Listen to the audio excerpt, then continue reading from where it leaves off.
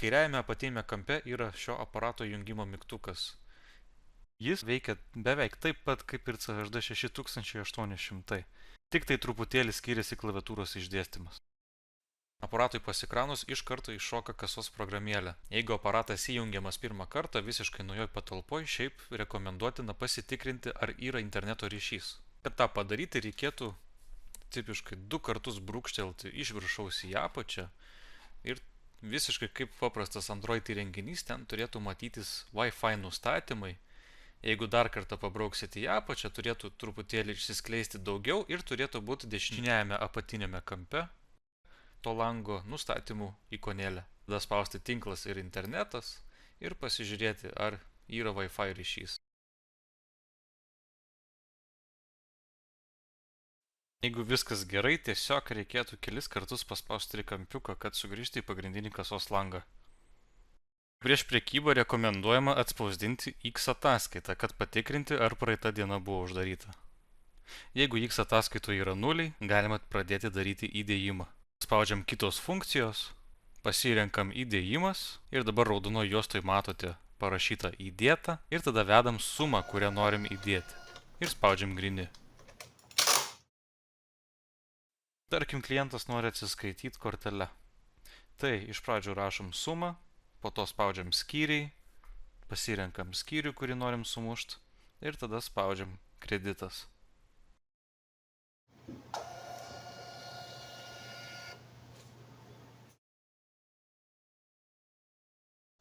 Jeigu reikia sumušti kelis skyrius, tai iš pradžių rašom pirmo skyriaus sumą, tada paspaudžiam ant to skyriaus, tada rašom antro skyriaus sumą ir tada paspaudžiam ant kito skyriaus. Ir matysim ekrane, kad susimušė 2 skyriai. Tada jeigu klientas, pavyzdžiui, duoda 50 eurų grinais, tai tada dar papildomai parašom 50 su 2 nuliukais ir paspaudžiam grini. Jeigu norim pasitikrinti, ką šiandien suprekiavom, reikėtų atsispausdinti X ataskaitą, einant į kitos funkcijos, X režimas ir paspausti dienos tarpinę. X ataskaitoje matom, jog dienos gale reikėtų išimti 68 eurus, nes tiek buvo suprekiauta grinais. Spaudžiam kitos funkcijos, tada išėmimas ir išimam 68 eurus.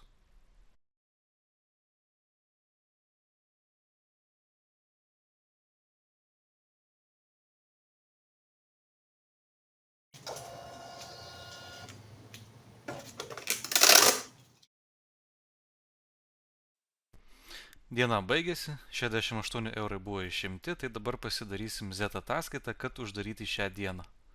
Spaudžiam kitos funkcijos, Z režimas ir dienos finansinę.